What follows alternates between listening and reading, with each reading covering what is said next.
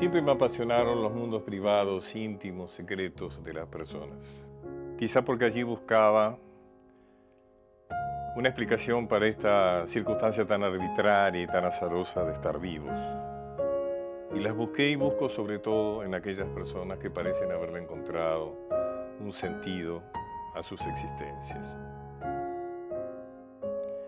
Estas entrevistas forman parte del extenso archivo de diálogos sostenidos a lo largo de años, con personalidades muy destacadas, tanto nacionales e internacionales, del mundo del arte, de la cultura, del pensamiento. Algunas de ellas nos siguen alumbrando con sus vidas y sus obras. Afortunadamente, otras, lamentablemente, nos enriquecen, nos siguen enriqueciendo, pero desde la memoria. Debo confesarles que para mí fue un gran placer participar de estos encuentros con personas que admiro, que tuvieron la generosidad de abrirme sus misterios, sus infortunios, sus esperanzas. Espero que ustedes también sientan lo mismo al ver estas entrevistas en este ciclo de Canal Encuentro.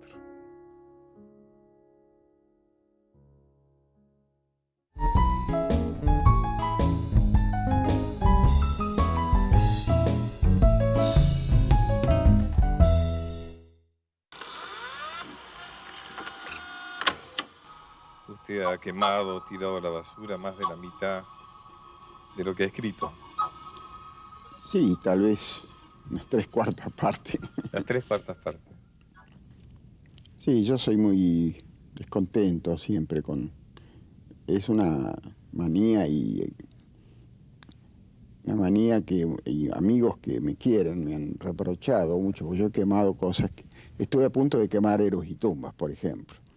Se dice que fue Matilde, ¿no? La Sí. que lo evitó, ¿no? Sí, Matilde, que siempre fue un puntal de mi existencia, ¿no? Matilde era una mujer de una extraordinaria lucidez, de una gran sensibilidad. Escribía muy bien, algo que no tiene nada que ver con lo mío. Nunca quiso publicar nada para no aparecer como aprovechando el nombre. Ahora, en estos últimos periodos tan dolorosos, amigos comunes me dijeron que no era posible que ella no hubiese un libro impreso. Y sacó uno de poesía y otro de relatos, que en realidad son ficción, son visiones. Ese es un espíritu. Esos espíritus existen, existió muchas veces. Ha tenido visiones, es un espíritu muy religioso. Y cuando yo, el primer crítico, el más cariñoso, pero el más severo, era Matilde.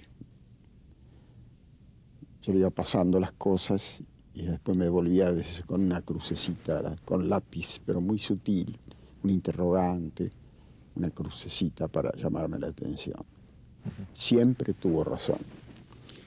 Siempre tuvo razón. Siempre, era infalible.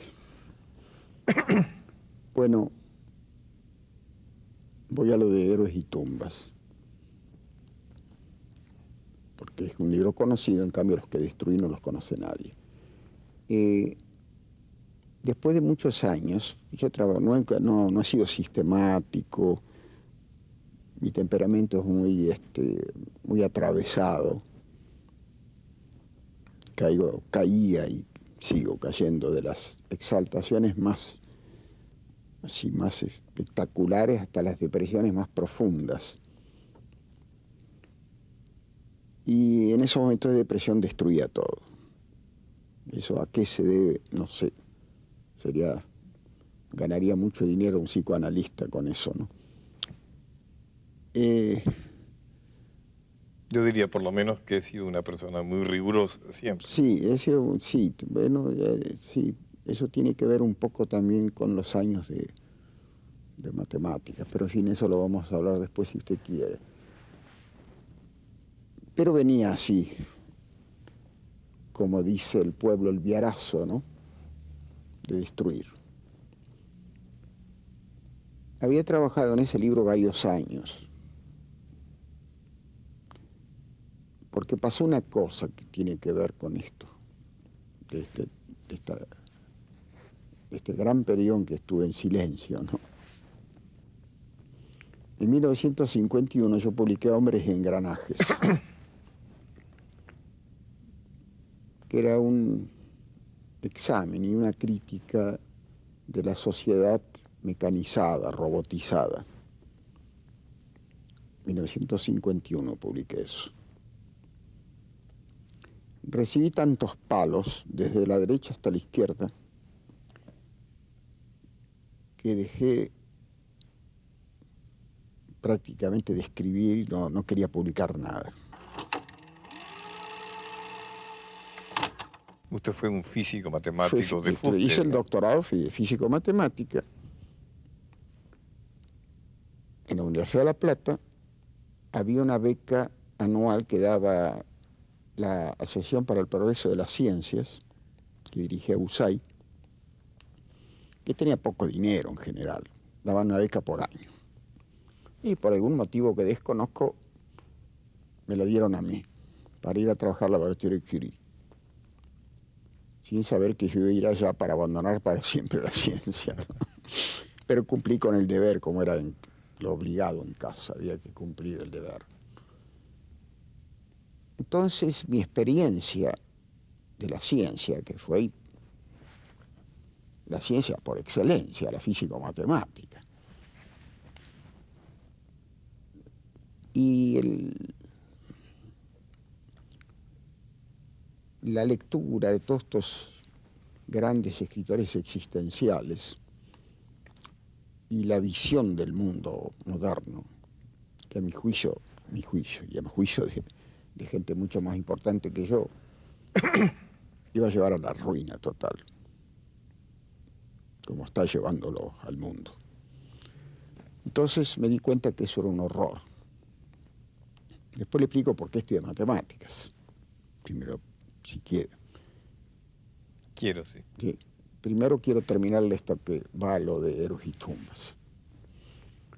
Entonces me encerré ahí en santo lugar, en ese resto de una vieja quinta de un señor Lynch. Está por ahí la Villa Lynch todavía. Y me encerré, leía, escribía, rompía, pero no tenía ninguna gana de publicar más. Y así fue escribiendo durante 10 años Héroes y Tumbas, que en realidad eran un conjunto de 3 novelas que yo fui imbricando finalmente. Tantas idas y vueltas que total. Yo no soy esas personas que escriben un libro por año. No hablo de la literatura light que existe ahora, que se escribe en una semana, ¿no? Y bueno, terminé a duras penas. Matilde leía todo. Y un día me armé de valor y le dije a Matilde, lo voy a destruir. Matilde cayó en cama, literalmente en cama, de desesperación, porque consideraba que era una monstruosidad lo que estaba haciendo. Y por la enfermedad de Matilde, que tuvo en esa época, por amor a Matilde, decidí publicarlo. Yo no creo en la cantidad de libros, creo que si uno publica un libro que resista el tiempo, cuando digo tiempo quiere decir un siglo por lo menos, ¿no? A veces me preguntan por la calle qué hay que leer, gente, ¿no? Digo, mire, lea lo que lo apasione, nada que se hace sin pasión vale la pena. Segundo, no lea novedades, espere 6 meses, no gaste dinero. Espere que el tiempo decante. A ver qué queda de toda esa literatura que ahora se llama light, que es para pasar el rato, en fin, como quien come chocolatines, esas cosas. Así que esa es la historia del Héroes y Tumbas. ¿Por qué estudió matemáticas? Uno busca lo que no tiene. antes de decir lo que me corresponde, voy a recordar ejemplos infinitamente más ilustres. Lautréamont, es decir, Ducasse, llamado conde de Lautréamont, nacido en Montevideo, un cónsul francés, era el patrono del surrealismo, los cantos de Maldoror. Tiene un capítulo por ahí que empieza diciendo, oh mathématiques sévères, oh matemáticas severas. Él dedicó buena parte de su vida primera a la matemática. ¿Por qué este loco en el buen sentido, que produce esta obra, una de las obras máximas del surrealismo, que es todo lo contrario de la razón, estudió matemática? Precisamente porque se corría el riesgo de caer en el total desequilibrio mental y espiritual. Él buscó una cosa sólida, digamos, algo que no se pudiera discutir, Que lo algo ordenara. razonable. Ajá. Eso le ha pasado a mucha gente. Dostoyevsky salió de un politécnico. Nací mal, porque cuando murió Ernestito, que quedó para siempre, sí pudo morir a los 2 años, yo estaba en el útero de mi madre, y se transmite del espíritu de la madre hacia el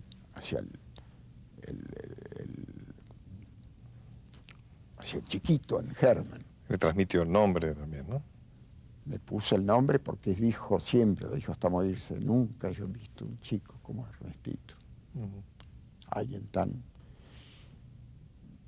Y bueno, eso me debe haber marcado para siempre. Sufrí mucho sonambulismo, muchos años, alucinaciones. ¿Cómo no iba a buscar las matemáticas? Cuando yo llegué a La Plata, me mandaron a la Universidad de La Plata, nos mandaban allí. En Rojas no había colegio secundario. Y por primera vez vi y oí la demostración de un teorema. Algo se ordenó ahí, algo. Quedé fascinado. Yo que era todo contradicciones, era un caos. Y ahí me agarró. Y empecé y terminé la carrera de doctorado. Las cosas había que hacerlas en casa, sí. Ahora, Ernesto, cuando usted encuentra el orden, por decirlo de alguna manera, de la física matemática, usted luego ya se siente con la posibilidad de despegarse de eso. Claro. Y usted ya aborda su primer libro, por lo menos que sobrevive a su propio rigor, que es Uno el Universo, ¿no? Que de alguna manera marca, me parece, una línea de su tesis, que es ir en contra de la tecnolatría, podríamos ya decir. empieza ahí. Es un libro de transición. Y la reivindicación del arte, ¿no? Como aquello que realmente... Es un libro de transición. Ajá. Además, con cierto sentido del humor. Lo hice en forma de diccionario disparatado, es el resto de surrealismo que ya traía, ¿no? Y bueno, así fue el primer libro, como usted dice, de transición. Hay cosas muy importantes, otras cosas que son boutade, pequeñas bromas al pasar, para quitarle solemnidad. Y en el prólogo, sí, el prólogo es, como diré, muy lleno de emoción, porque era mi abandono para siempre. Ahí decía, yo abandono para siempre la ciencia. Ha sido mi compañero de ruta. Las críticas que recibí de parte de los cientificistas. Usay me retiró el saludo. Me retiró el saludo. Nunca más me saludó. Consideró un traidor, me llamaron traidor. Usted se llamó a usted mismo un heterodoxo, ¿no? Sí. Inclusive escribió un libro sobre heterodoxia, ¿no? Sí. Y usted se reivindica como un heterodoxo. Sí, un herético. Yo creo que las herejías son las partes más interesantes de la historia, ¿no?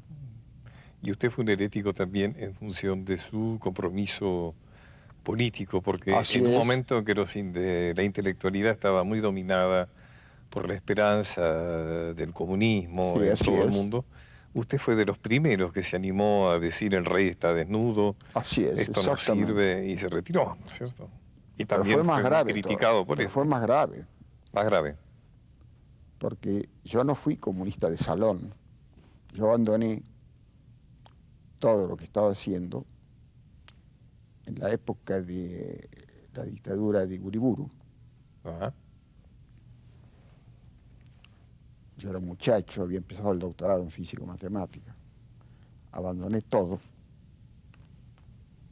Vivimos con Matilde en la clandestinidad, buscados por todas partes. Y estuve 5 años. Fui comunista en serio, va. Llegué a ser secretario de la Juventud Comunista, pero vieron de pronto como en un monasterio, cuando un monje parece tener una especie de, alguna cosita debajo del brazo, alguna especie de estigma, ¿no? Ahí se alertaron los superiores y resolvieron mandarme a las escuelas leninistas de Moscú. Y efectivamente, con pasaporte falso desde Montevideo, después de cruzar las islas del... Mi vida es muy complicada. Las islas del Delta, ¿no? Esas cosas de contrabandistas. Tomaba un barco en Montevideo con documentos falsos, claro. Llegué a Amberes, había un congreso contra el... Tenía que pasar por Amberes por orden del Partido Comunista. Un congreso contra el fascismo y la guerra. Era en el año 32, más o menos. Y de Amberes fui a Bruselas, el congreso presidido por Henri Barbusse, hoy desconocido, que tiene un libro bueno que se llama El Fuego. No era un gran escritor, pero un buen escritor. Y me tocó dormir en el mismo cuarto de los albergues de la Juventud, Auberge de la Jeunesse, del secretario de Juventud Comunista Francesa.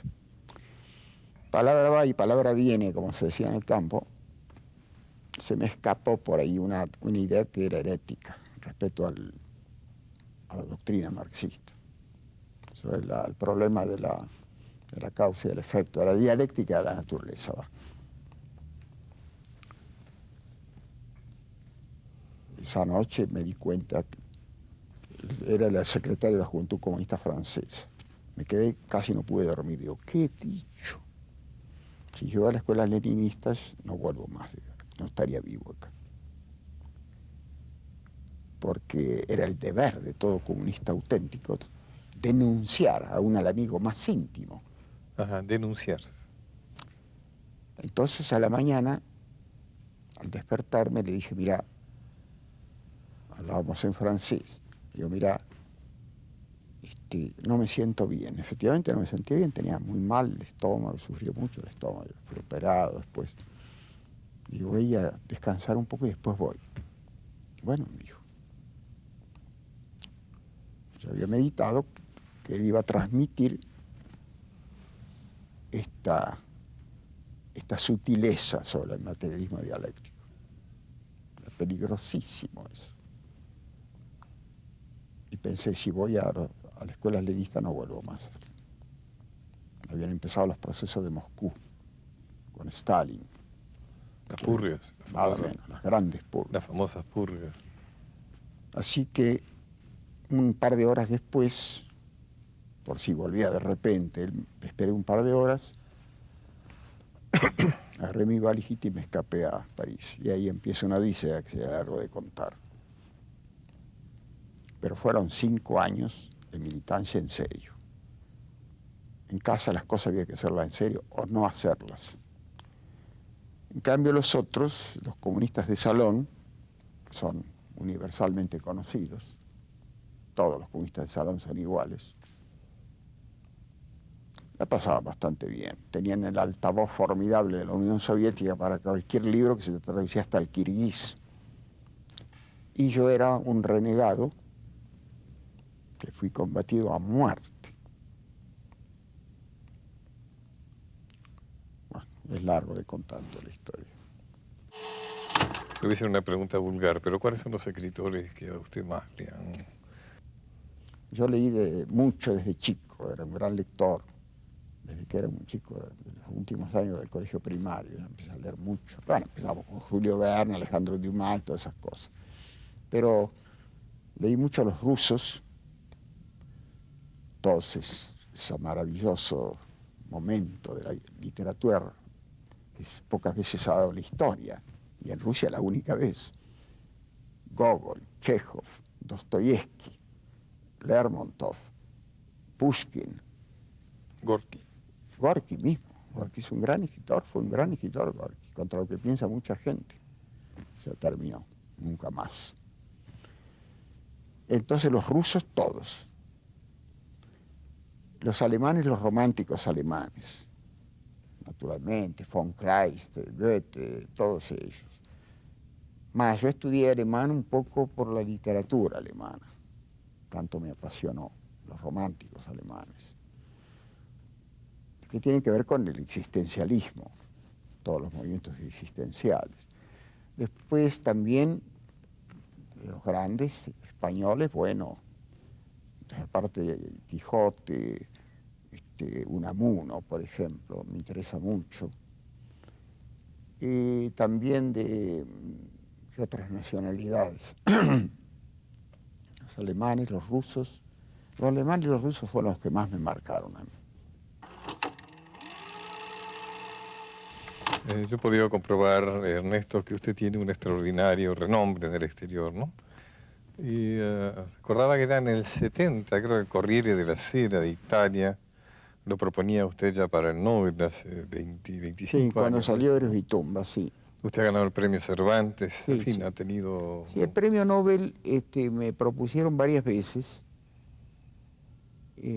pero el premio Nobel se da en forma muy irregular. No lo ha recibido ni Joyce, ni Kafka, ni Proust, casi nada. Casi le da vergüenza a uno recibirlo, ¿no? He sido candidato 6 o 7 veces, y una vez en el diario 16 le hicieron un reportaje a Lindqvist, al presidente de la Academia Sueca. ¿Por qué no le habían dado el premio a Borges? Entonces dio sus argumentos, que no eran válidos. Se le ha dado premio de pronto a un egipcio, como se le daba a muchos judíos. Había que buscar un árabe, pero a gran velocidad. Encontraron un árabe por ahí en Cairo, en un barrio, que dicen que recuerda un poco a Dickens, en fin, una especie de Dickens reducido por los jíbaros, y le dieron el premio Nobel. Es que el premio Nobel no significa nada. El dinerillo ese no me debería venido mal, eso soy franco, ¿no? Pero lo demás es casi una vergüenza, ¿no? No lo recibió grandes escritores, incluso escritores escandinavos, como Strindberg, un genio. No tiene importancia eso, al contrario, creo que a uno lo rebaja. Pero sí, fui muchas veces. El argumento del presidente de Lindqvist, presidente de la Academia, le preguntaron en el diario 16, que es un diario muy incisivo, ¿no? Como son los españoles, además. Le preguntaron por qué le habían dado el premio Nobel. Dijo sus argumentos. Y dije, a Sábato, dice, sí, dice, muchas veces se ha sido propuesto indudablemente, pero no se lo hemos dado porque su obra es escasa. Entonces le responde el periodista, dice, pero con ese criterio no se le da ni a Dante ni a Cervantes de haber existido. No, era una broma del premio Nobel. Casi es una vergüenza recibirlo. Lo recibió Thomas Mann, lo recibió Camus. Pero son muy pocos.